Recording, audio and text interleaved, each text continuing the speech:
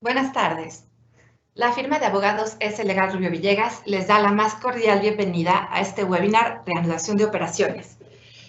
En nuestros expositores les presentarán y explicarán los protocolos y mecanismos de seguridad sanitaria necesarios para la reanudación de actividades en los sectores minero, de la construcción y fabricación de equipos de transporte. Javier Canseco, socio de la firma y especialista en temas laborales y de negocios, iniciará esta plática con la parte técnica, legal, administrativa.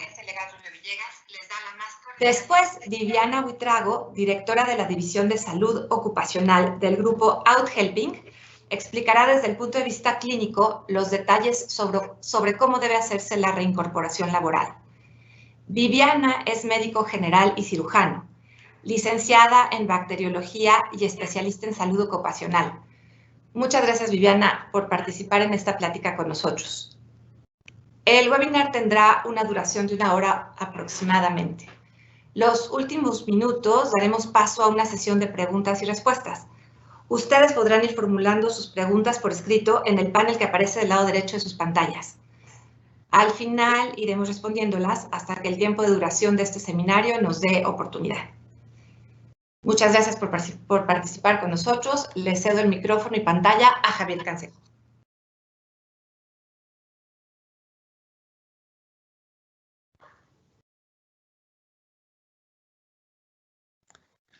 Buenas tardes, es un placer estar nuevamente con ustedes en este webinar que organiza nuestra firma y que estoy seguro que servirá para todos y cada uno de nuestros clientes y amigos en nuestras 6 oficinas a lo largo de la República Mexicana. ¿Qué ha pasado? Y hagamos un breve recuento. Como ya todos saben, a finales de marzo se determina que hay una suspensión de actividades industriales y de otro tipo, y se determina que solo lo que señalan como sector esencial es quien va a poder seguir trabajando. La semana pasada fue una semana de caos realmente, porque el miércoles en la mañana en el Diario Oficial de la Federación se publica un acuerdo en donde se menciona que hay nuevas actividades esenciales que son la industria del transporte, que incluye a todo lo que tiene que ver con transporte, camiones, automotriz, autos, aeroespacial, etcétera, la industria minera y la industria de la construcción. A las 11 de la mañana más o menos 11 de la mañana, retiran este acuerdo del Diario Oficial de la Federación sin decir absolutamente nada.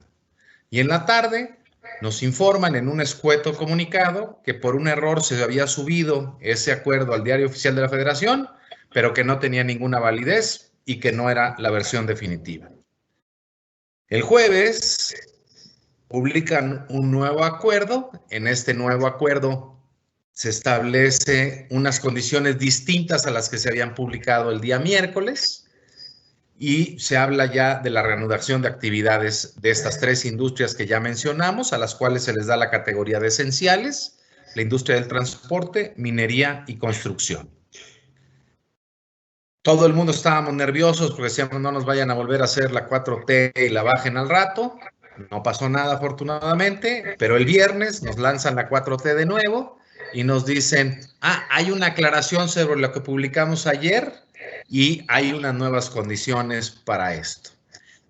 Y dentro de ellas les vamos a dar a conocer unos protocolos que deberán de cumplir, protocolos de salubridad, de salud y de seguridad, para que cada una de las empresas de estos 3 sectores puedan reiniciar operaciones.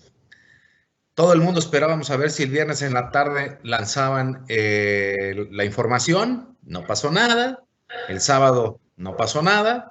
El domingo en la tarde el presidente López Obrador dijo en un pasillo de Palacio Nacional que se iban a dar a conocer estos protocolos, que iban a ser autoaplicativos, que eran de buena fe, pero que pues si alguien no cumplía se atendría a las consecuencias. Y el día lunes, ayer en la mañana, se emiten los protocolos de operación para estas 3 industrias que ahorita vamos a ver en la siguiente lámina. Si me hace el favor de pasar a la siguiente lámina. Básicamente lo que nos dice este protocolo es que hay que cumplir con ciertos lineamientos y que este lineamientos técnicos de seguridad sanitaria aplican únicamente para las nuevas actividades esenciales que ya dijimos: construcción, minería y fabricación de equipo de transporte, y que ya son consideradas como esenciales. Siguiente lámina. Nos explican cuál va a ser el procedimiento para poder aplicar en este proceso. El número 1 es revisar los lineamientos publicados por el gobierno. El número 2, establecer y adoptar estos protocolos de seguridad sanitaria en cada una de las compañías, que son una referencia para las demás empresas que ya habían sido consideradas como esenciales, pero que son obligatorias para las nuevas actividades esenciales. Parece como de chiste, pero así es. El número 3 es complementar y con una autoevaluación de seguridad sanitaria, en donde se dice la verdad, cada una de las empresas, a modo de decir verdad, lo cumple, y usando una plataforma del gobierno lo presenta. La empresa formaliza la carta compromiso y la incorpora a la plataforma, que incluye una veracidad de la información, aceptación y asesoría y acompañamiento del Seguro Social. Y como resultado de esta información, el Seguro Social determina si la empresa ya cumple o no con los requisitos para poder operar nuevamente. Y se dan 3 supuestos. El primero es, si la empresa es aprobada porque ya cumplió, tiene luz verde para avanzar y reiniciar sus operaciones. Puede suceder un segundo supuesto, en donde le digan: no, pues espérame, necesitamos información adicional de tu compañía, y entonces hay que cumplir con esa obligación de enviar la información adicional. O un tercer escenario, que es: no cumples, te niego el permiso, vuelve a empezar. Dicen que van a brindar toda la asesoría y demás. El tiempo de respuesta que el gobierno establece es un máximo de 72 horas para dar contestación a la solicitud. ¿Qué pasó el día de ayer? El día de ayer todos ustedes salieron corriendo rápidamente a llenar los formatos que aparecían, pero no estaba el link de la plataforma, pero ahí lo hicieron, etcétera, etcétera. Por fin lo pudieron llenar, a veces lo llenaban, iban a la parte final, trataban de pasarlo y se borraba todo y tenían que volver a empezar, hasta que en la noche nos dijeron: adivinen qué, hay un problema con la plataforma. Sí, tienen ustedes razón, no se están pudiendo subir toda la información que ustedes ya hicieron, etcétera, etcétera. Aguántenos, estamos trabajando en eso, y estamos casi seguros que en esta 4T, mañana en la mañana vamos a tenerlo listo. Hoy en la mañana arrancaron nuevamente todos ustedes a meter la información, etcétera, etcétera, todos como desesperados en la mañana. Algunos, y yo digo muy pocos, pudieron subir la información. Más tarde como que fue fluyendo esto. Decíamos con algunos clientes, hasta parece que lo hacen a propósito, lo cual no dudo, para empujar esto hasta la siguiente semana, porque con recibir la información ya pararon el día de ayer, con lo cual se gana un día más. La reciben el día de hoy, más 3 días. Estamos hablando de que el viernes vamos a estar recibiendo una aprobación o no de esto, pues para reiniciar actividades sábado, domingo, pues más bien hasta el lunes. Y con lo cual ganan esa semana que la salud y la pandemia lo requieren. En la siguiente lámina vemos las preguntas más frecuentes que nos han hecho en estos 2 días. Si me haces favor, Leo, de pasar a la siguiente lámina, te lo agradezco. ¿Qué empresa es la que debe presentar esta información? Bueno, pues la empresa que debe presentar esta información es, perdón, una antes, Leo, por favor. La empresa que debe presentar esta información, pues es la que tiene la operación y a los trabajadores. Oye, ¿qué pasa si yo tengo dos compañías, lo cual es común? Tengo mi compañía operativa y tengo mi compañía de servicios. ¿Cuál debe de presentar este protocolo? Pues lo debe presentar la compañía operativa, que es la que tiene las instalaciones, la maquinaria, el proceso, la facturación, etcétera, etcétera. En la siguiente lámina, ¿qué pasa si la compañía operativa,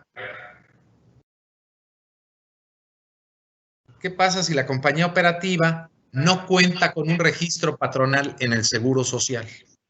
Bueno, pues en caso de que la compañía operativa, quien en principio debe presentar esta información, no cuenta con un registro patronal en el Seguro Social, pues quien deberá presentarla, pues será la compañía de servicios.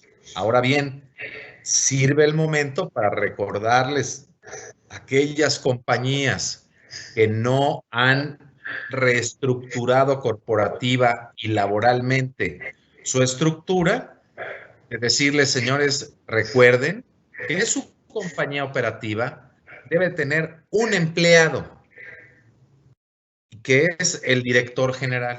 Es importante que reestructuremos corporativa y laboralmente la estructura de la compañía para que la compañía operativa cuente con un empleado que será el director general, es decir, la gente de más alto rango dentro del grupo. También es importante mencionar que en caso de que la compañía operativa no cuente con el registro y lo haga la compañía de servicios, esto puede demorar la respuesta que vamos a recibir de la autoridad después de haber presentado los protocolos. En la siguiente lámina, si me haces favor, Leo, establece el formulario una serie de requisitos por tamaño de empresa. Entonces viene la pregunta, ¿cómo identifico de qué tamaño es mi empresa? Pues existe un acuerdo en donde se establece la estratificación de las compañías, considerándolas como micro, pequeña y mediana empresa, dependiendo de una fórmula que existe. Esta fórmula es un puntaje de la compañía que es igual al número de trabajadores por el 10% más el monto de las ventas anuales por el 90%, el cual debe ser igual o menor al tope máximo combinado de su categoría y que tiene como referencia los siguientes criterios que vamos a ver en la siguiente lámina. Aquí viene la estratificación por tamaño de compañía, micro, pequeña, mediana, el sector al que pertenecen estas, el rango de número de trabajadores por cada una de estas clasificaciones y el rango de montos de ventas anuales, con lo cual se establece un tope máximo combinado, que es el que mencionamos anteriormente. En la siguiente lámina vemos un punto que ha sido muy importante en esto. Cuando se lanza el decreto original del 31 de marzo, se establece que en los establecimientos solo puede haber un máximo de 50 personas congregadas en el mismo establecimiento.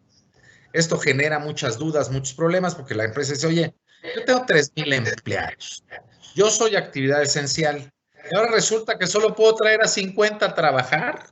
¿Es así? Pues mira, desafortunadamente no es claro esto, pero dice bajo el mismo establecimiento. Bueno, pero el establecimiento es este patio, esta oficina, o sea, ¿a qué se refiere? Pues no lo dice. Entonces nos dejaron ahí un área gris en donde nos ha causado mucho problema, ¿no? Con este nuevo decreto para estas industrias hoy esenciales, no se hace referencia a los eventos masivos ni reuniones y congregaciones de más de 50 personas. Eso quiere decir que puede ir toda la gente a trabajar. Claro, hay que tomar todas las medidas de salud, de higiene necesarias para poder operar, y dentro de ellas la de la sana distancia, en donde debe de existir al menos 1,5 metros entre cada uno de los colaboradores para evitar el contagio. Es una buena noticia dentro de toda esta pandemia y caos informacional que nos hemos chutado los últimos días. En la siguiente lámina, ¿qué pasa con el grupo vulnerable? Recordemos que desde antes del decreto del 31 de marzo, es decir, desde el del 24 de marzo, se protegió a un grupo que llamamos el grupo vulnerable, que es aquellos que están mayores de 65 años, que luego bajaron a 60, madres que estén amamantando, embarazadas, con problemas cardíacos, diabetes, etcétera, etcétera. ¿Qué pasa con este grupo que ha estado protegido y que pues, es el más vulnerable en estos momentos? No se hace mención alguna de este grupo y por lo tanto siguen protegidos desde el 24 de marzo, en donde no tienen que acudir a laborar, reciben el 100% de su salario. Pasamos a la siguiente, Leo, por favor. ¿Qué pasa si yo presento mi lineamiento en la plataforma que el gobierno ya puso y no recibo una respuesta dentro de las 72 horas siguientes? No sé si me admitieron, no me admitieron, si me dijeron que necesitaban más información, no me han dicho absolutamente nada. ¿Qué hago? Si presentada la información en tiempo, presentada la información y dentro del plazo de las 72 horas no hemos recibido respuesta, pues hay que ponernos a trabajar. ¿Por qué? Porque la obligación del gobierno era contestar dentro de las 72 horas siguientes, y si no tenemos una respuesta, entendemos que nos están aceptando la solicitud y por lo tanto podemos arrancarnos a trabajar. Claro, es importante tener evidencia de haber presentado esta información para que en caso de que llegue una inspección, nosotros podemos decir, un momento, aquí está, yo lo presenté, no recibí respuesta, por eso pude trabajar. ¿Sí? Adelante, Leo.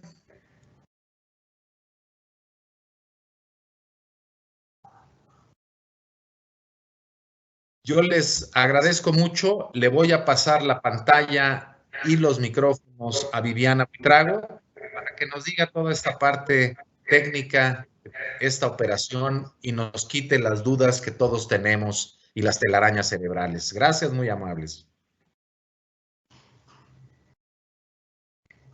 Muy buenas tardes a todos. Les agradezco muchísimo el tiempo que nos proporcionan el día de hoy. Agradezco enormemente la invitación de Celegal a este webinar y espero con la siguiente presentación ayudarles a responder algunas dudas sobre la lista de comprobación, que básicamente son la serie de documentos que deben presentar ante la entidad para poder dar inicio a sus actividades.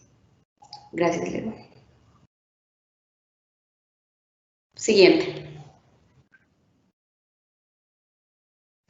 Bueno, es importante saber que en el medio existieron más o menos 3 listas de comprobación hasta que finalmente tenemos la lista que fue publicada en el acuerdo.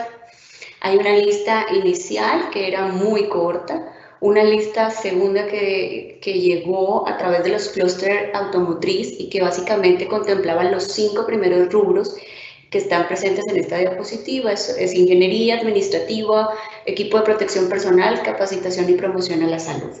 Los nuevos que nos encontramos para la publicación del día lunes fueron aquellos de planeación y gestión, completando con esto un total de 85, si mal no recuerdo, ítems o requerimientos a contemplar para la comprobación. Es importante decirles que muchos estaban contemplados por área o por estructura física en la organización y por tanto se repetían en varias ocasiones. Vamos a empezar con el rubro de ingeniería. Bueno, básicamente es un resumen de lo que les deben pedir, pero lo que intento en la continuación es decirles qué documentos ustedes deberían ayudarle a la entidad a adjuntar para poder tener este dictamen de ingreso.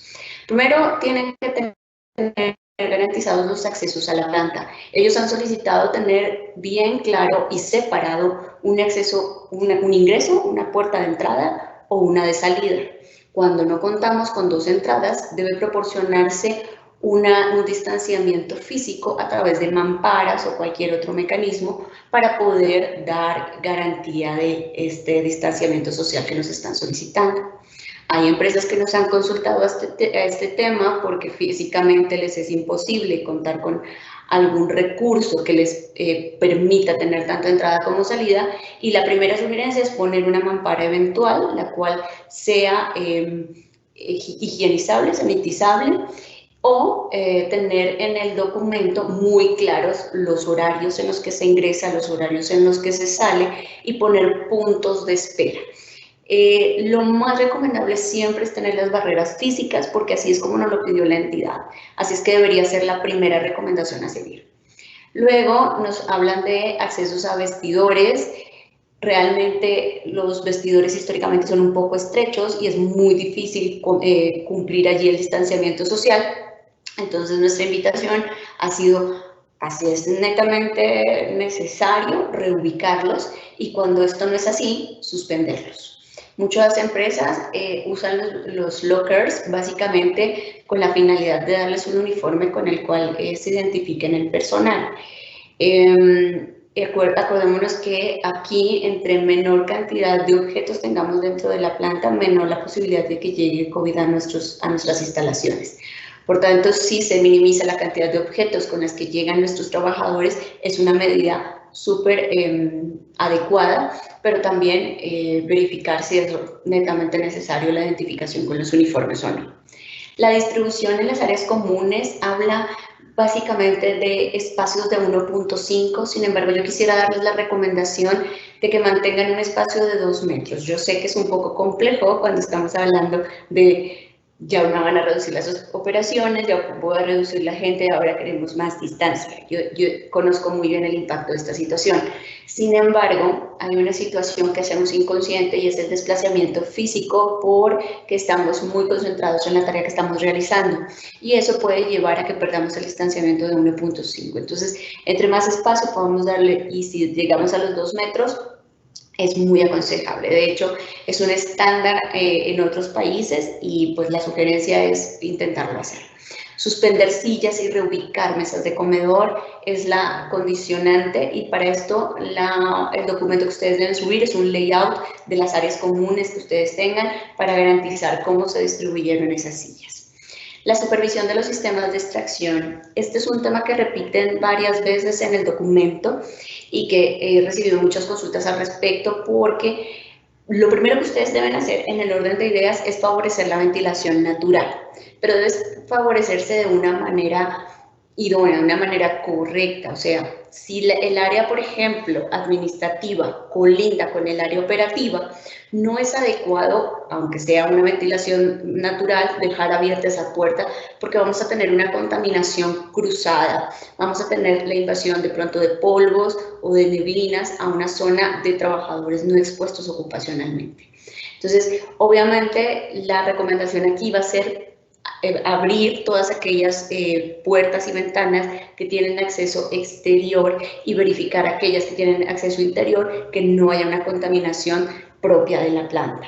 Si tienen ustedes sistemas de extracción mecánicos, los sencillos, no necesitan filtros.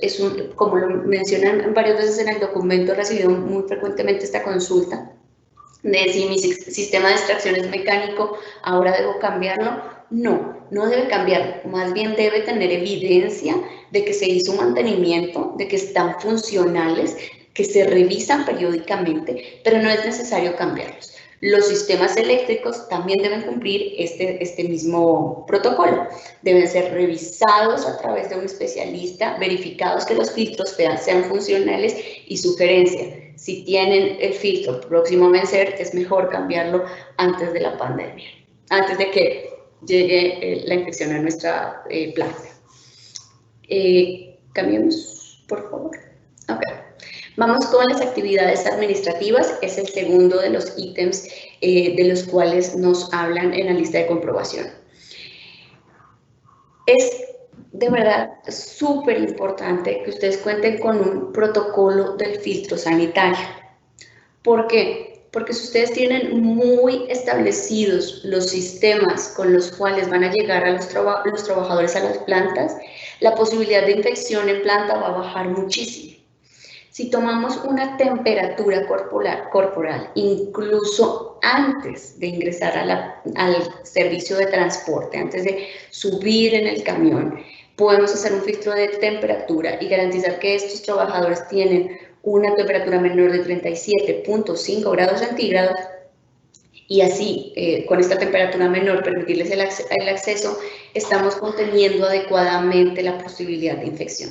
Recordemos que el filtro de temperatura es un filtro de tamizaje global, no necesariamente porque no tengamos temperatura mayor a 37.5 estamos libres de enfermedad, pero sí es la medida globalmente armonizada, globalmente aprobada para hacer primer filtro sanitario.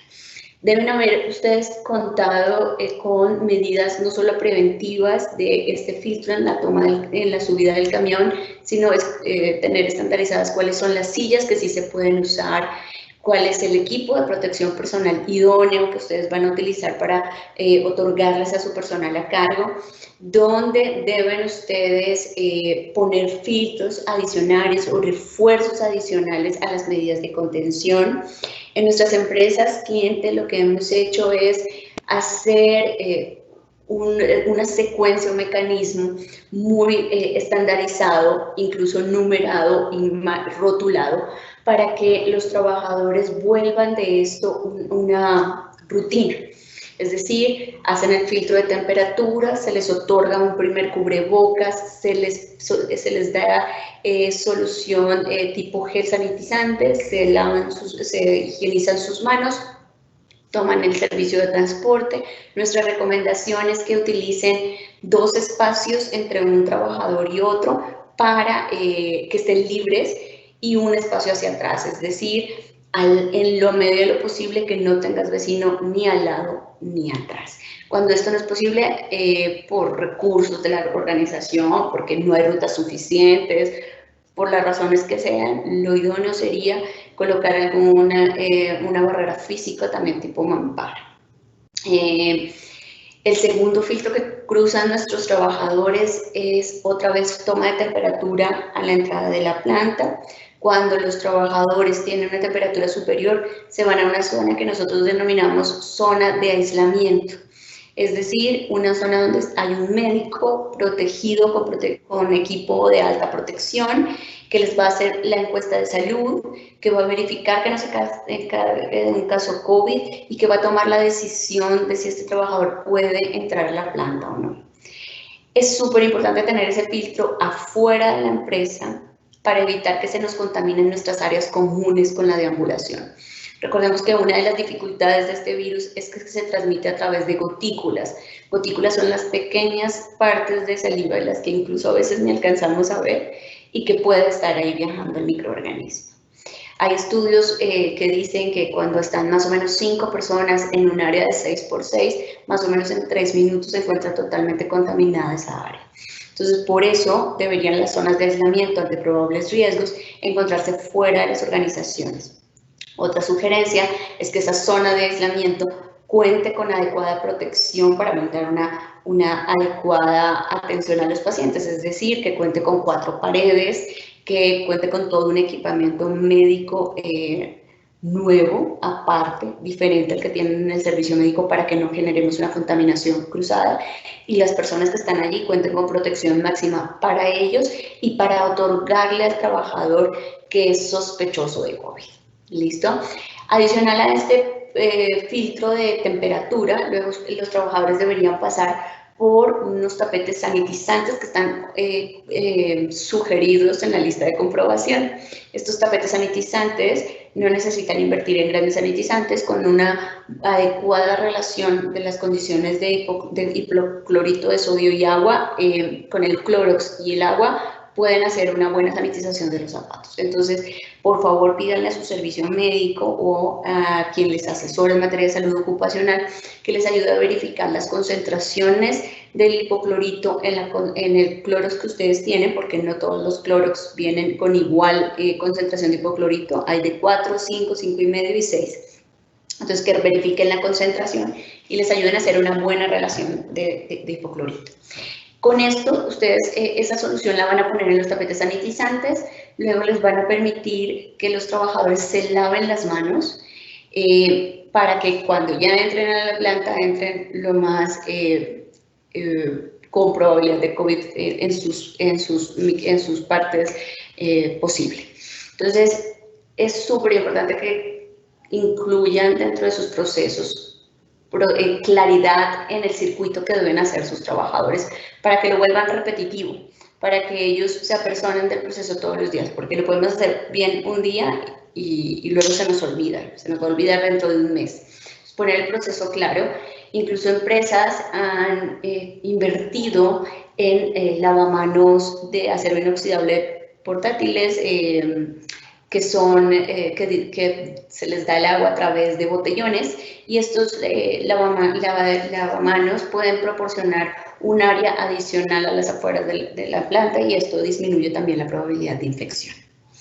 Este mismo proceso deberían cumplirlo todos los visitantes y proveedores. Es importante que ustedes ahorita ya estén trabajando en un lineamiento de visitantes que les hable sobre el equipo de protección personal que requieren, sobre las consecuencias del incumplimiento, sobre qué proveedores sí están autorizados para su ingreso a la planta, cuáles proveedores deberían verificar sus temas a través de teleconferencias. Los proveedores deberían estar comunicados oportunamente antes del reinicio de actividades. No olviden que ustedes pueden ser sujetos de inspección. Una gran medida es que cuando lleguen los inspectores o llegue alguien de salubridad a revisar sus condiciones, no se les olvide proporcionarles equipo de protección personal a ellos, porque son su visita. Y desde que están ingresando a las instalaciones, están verificando. Entonces, no olviden establecer un protocolo claro, personas encargadas de vigilar que ese protocolo se cumpla y tener establecido el equipo de protección personal. ¿Listo? Luego deben tener un código de vestimenta, es decir, que si les informan de la visita, de la inspección, días antes, ustedes deberían adicionalmente en su correo de perfecto, los recibimos, enviarles el lineamiento de visitantes, pero también el código de vestimenta y el código comportamental. Recuerden que no es frecuente que siempre nos notifiquen de las visitas de inspección, pero si llegan a hacerlo, es parte de su protocolo de verificación de estos 3 puntos administrativos que nos están requisitando. Entonces, tengan muy establecidos cómo responder los correos a todos los visitantes y proveedores e incluir estos 3 puntos. El lineamiento, que incluye qué equipo de protección deben traer, qué pasa si no cumplen con el protocolo, el código de vestimenta que deben traer, cabello recogido, la menor cantidad de piel expuesta, zapato bajo y cerrado, no barba, no joyería, no ninguna objeto que pueda ser vehículo del COVID. ¿Listo? Además, hablarles sobre los códigos comportamentales de las nuevas conductas, es decir, por favor, ubíquese en las zonas marcadas de sana distancia. Si va a entrar, el único horario en que aceptamos a proveedores es de tal hora a tal hora. Esto para verificar los accesos. Deben ingresar por la puerta X, que es la única de entrada, y debe salir por la Y. Toda esta información deben tenerla registrada. Y si vienen los verificadores, por favor, coméntensela también antes de permitir su ingreso. La siguiente medida es, Leonardo, ¿me ayudas?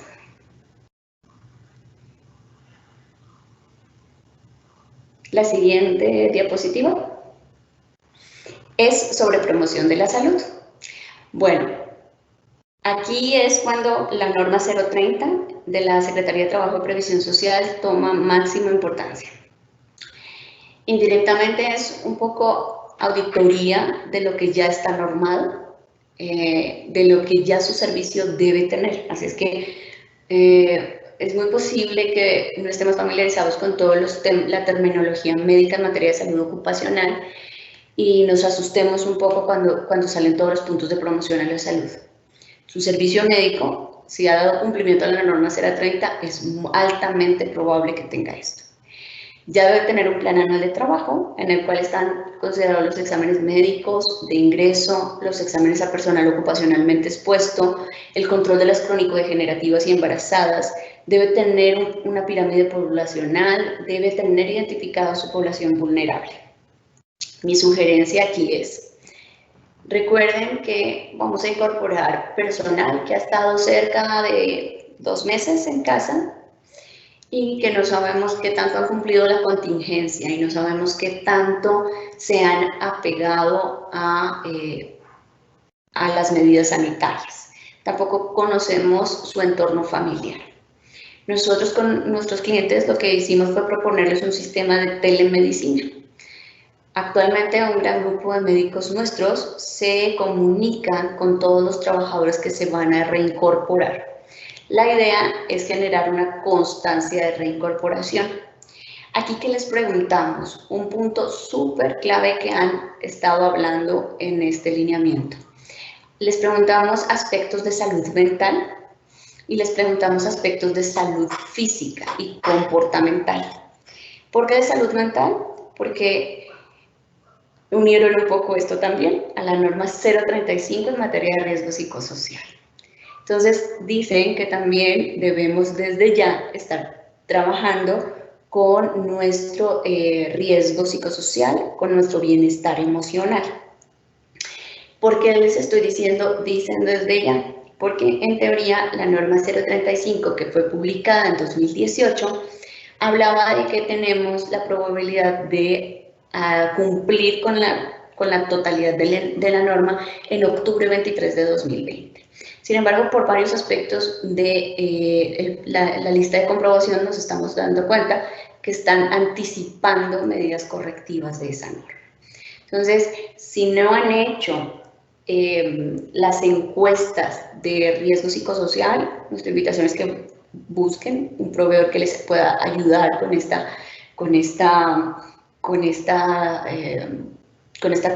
encomienda desde ya, porque muchos de los programas que nos están exigiendo en este sentido van para ese cumplimiento normativo. Por eso, nosotros en el sistema de telemedicina hemos incluido salud mental y a nuestros clientes les hemos anticipado el acompañamiento en el cumplimiento de la norma de riesgo psicosocial. Clientes nuestros que no habían hecho el programa de riesgo psicosocial que nosotros les ofrecemos, habían decidido esperar a octubre, pues ahorita estamos justamente invitándolos a adelantar esas actividades porque en muchos puntos pueden verse afectados con el cumplimiento de la lista de comprobación. Los flujogramas COVID deben proporcionarlos su servicio médico, básicamente tienen que ser de diagnóstico preventivo y de qué va a pasar si hay un sospechoso en la planta, qué vamos a hacer con ese caso probable positivo. ¿Qué vamos a hacer con este caso que la temperatura a la subida del camión fue de 38 grados? Todo esto debería estar estandarizado y protocolizado a través de flujogramas. Y contar con un plan integral de salud, ya no solamente es de salud física, como estamos acostumbrados a tener el médico en planta, sino que sugieren incluir salud mental a través de psicólogos. Ojalá psicólogos con experiencia clínica y que puedan dar servicios de contención emocional en caso requerido. Leonardo, ¿me ayudas con la siguiente, por favor? Finalmente está la última solicitud, que es en materia de planeación y gestión. Puede ser que no les hubiese mencionado algo hace unos minutos. Hay un apartado adicional que es el apartado de capacitación. Oh, sorpresa, nos han pedido que absolutamente toda la plantilla realice el curso de ClinIMSS, sobre todo sobre el COVID. Lo cual a mí, de manera personal, me parece un poco complejo. ¿Por qué? Porque es un curso que dura 3 horas. En el contexto en el que tenemos operadores que incluso no tienen acceso a un smartphone, no tienen internet, no, o sea, yo tengo trabajadores que viven en la Sierra Gorda de Querétaro. ¿Cómo van a poder requisitar este curso que es obligatorio y que nos piden que las constancias los subamos? Ese curso además dura 3 horas. Es un curso que empieza con un cuestionario de filtro. Luego hay una serie de grabaciones de videos. Después de cada uno de los videos debemos contestar un examen. Y después de este proceso, en el transcurso de 3 horas, vamos a obtener el certificado. La procura es que simultáneo con esta generación de la lista de comprobación, empecemos a solicitarle a todos nuestros trabajadores que hagan el curso de ClinIMSS y que busquemos en nuestras empresas algún mecanismo para que las personas que no tienen acceso a los cursos puedan hacerlos en nuestras instalaciones, porque sí es obligatorio para el 100% de la plantilla y con las dificultades mencionadas. Ahora, en cuanto a planeación y gestión, les digo que básicamente fue el último apartado, el nuevo que vino en el anexo. Básicamente incluye estos 4 puntos, algo que habíamos nosotros con el clúster automotriz nombrado como un comité sanitario, que básicamente van a dar la implementación de estas medidas, el seguimiento, la supervisión y debe contar con todos los contactos de emergencia. Esos contactos de emergencia, no se angustien, se encuentran en la página que les dejo aquí, que es coronavirus.gov.mx. Allí van a encontrar un listado de contactos de emergencia para la zona para toda la República Mexicana, y cuando dan clic en Querétaro, lo ven por localidad. También allí hablan sobre los criterios de alerta sanitaria y habilitaron las aplicaciones para que podamos nosotros registrar casos como sospechosos. Mi invitación es que su servicio médico siempre registre los casos que sean sospechosos en la aplicación del gobierno de Querétaro, porque esto nos va a ayudar a las cifras locales, cuando es Querétaro nuestra sede. Luego tenemos que tener programas multidisciplinarios, contar con unos programas escritos, unos programas trabajados desde seguridad, protección civil y grupos de ayuda mutua. Y por último, pues nos hacen ver un contexto de contingencias a través del diagrama FODA que todos conocemos, de fortalezas, debilidades y áreas de oportunidad, para seguir en el crecimiento de nuestro plan, de nuestra lista de comprobación. Yo espero que con esta información ustedes hubiesen llevado una gran idea de lo que deben hacer. Si tienen cualquier duda, no escatimen en contactarnos, sobre todo si es muy técnica. Y pues por el momento vamos a darle paso a las preguntas y respuestas que contestaremos en los minutos que nos quedan. Le doy paso a Diana Herrero para que nos ayude con esta parte. Muchas gracias.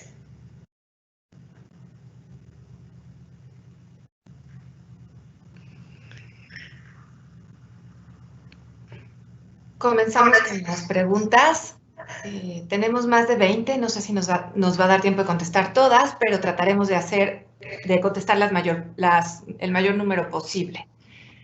La primera, la autoevaluación la debe realizar únicamente el contratista general o cada uno de los subcontratistas debe realizarla.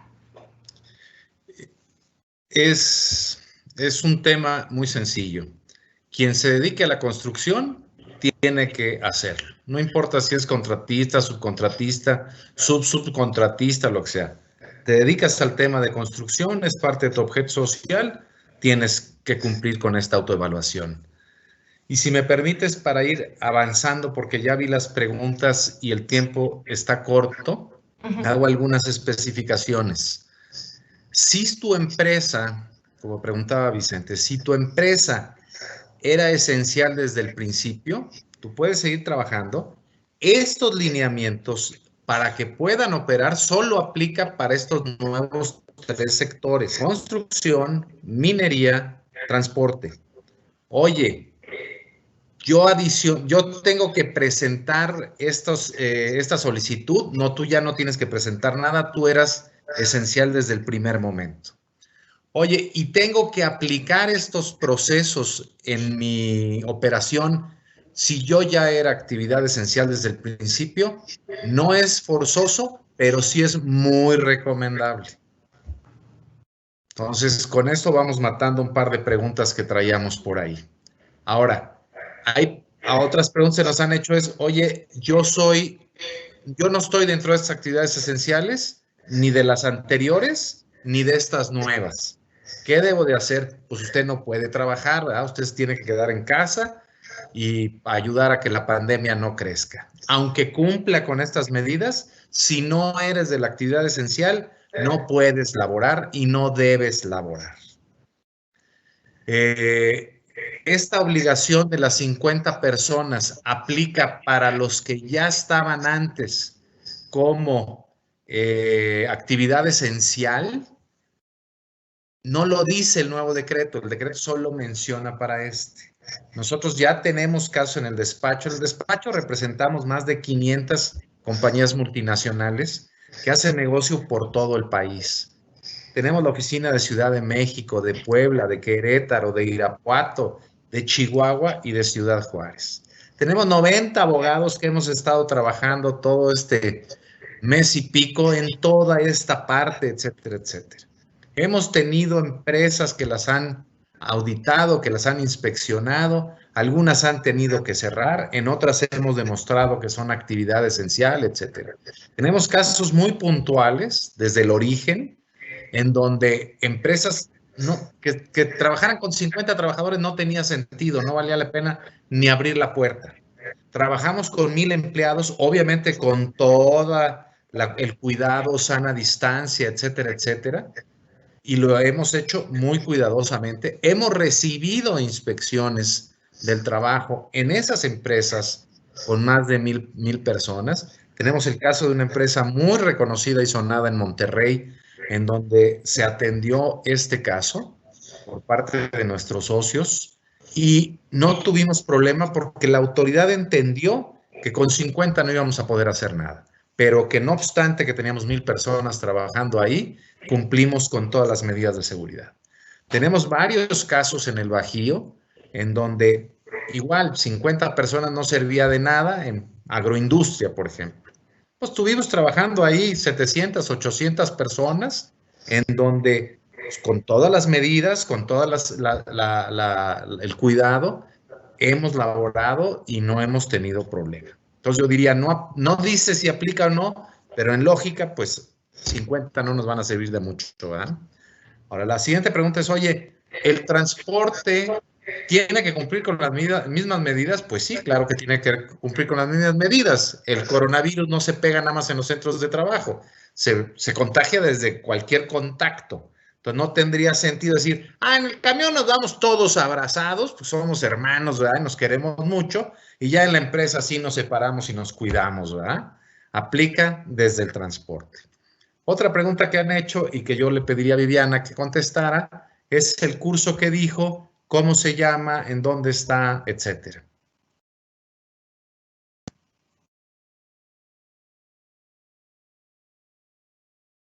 Si le pasamos la cámara a Viviana, gracias.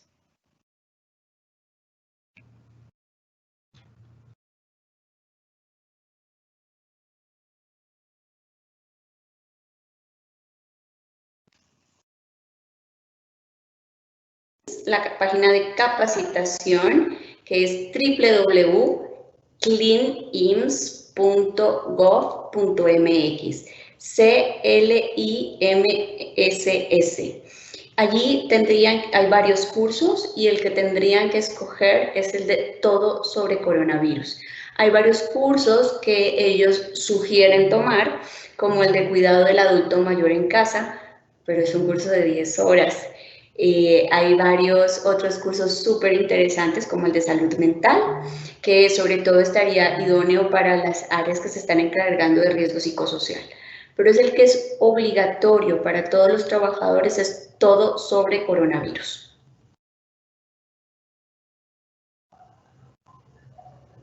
Otro punto que nos preguntan, y eso también ha sido algo que nos han preguntado desde el inicio, es, oye, yo soy parte de la cadena de suministro de estas actividades esenciales. Yo le doy algo a quien está participando en esta actividad esencial.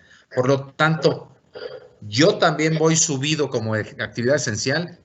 No, pues no, tu actividad no es esencial, aunque estés ligado a una cadena de suministro de una actividad esencial. Voy a inventar, oye, hoy en día con la automotriz, oye, yo le vendo plumas al sector automotriz, entonces yo ya estoy dentro de la actividad esencial. No, pues la tuya es comercio, aunque tus principales clientes sean las industrias automotrices, ¿verdad? Entonces, no se sube automáticamente a la cadena de suministro. Lo que determina si son actividad esencial o no es la actividad a la que cada una de las empresas se dedique, no a qué se dediquen sus clientes. ¿Sí? Y yo diría, tenemos muchas preguntas más. Yo les pediría, será más fácil si nos contactan, ya sea directamente a Viviana o con Diana, que nos ayudara a canalizar las preguntas, etcétera. Directamente escríbanme y las contesto con mucho gusto, porque no nos va a dar ya tiempo de contestar. Tenemos más de 30 y tantas preguntas nuevas y no nos da ya tiempo de contestar y terminar en tiempo, pero estamos abiertos a contestar, orientar, ayudar. Lo que queremos es que nuestros clientes, que son ustedes, tengan todo el soporte, toda la ayuda para que puedan tener una operación segura, una operación bajo marco legal, bajo todos los protocolos de salud y salubridad que ya mencionó amablemente Viviana, y que tengamos certeza en nuestras operaciones. Entonces, escríbanos con todo gusto, ya sea a Viviana, a Diana, a mí, y encantado de la vida les vamos a dar contestación a sus preguntas.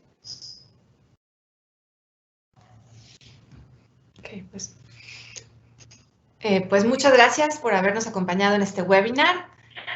Dentro de un par de días podrán encontrar la grabación del mismo en nuestro sitio web www.ecrubio.com, tal como aparece en pantalla. Y bueno, como les decía Javier, cualquier pregunta que tengan y que no haya dado tiempo de responder, les agradecemos dirigirla a los correos que aparecen en pantalla. Hasta la próxima. O también, que es mucho más fácil y rápido, con su abogado de contacto, con el que regularmente tienen contacto, en cualquiera de nuestras oficinas, a cualquiera de los 90 abogados que tenemos, con cualquiera que sea su contacto principal dentro de la firma. Muchas gracias, hasta la próxima.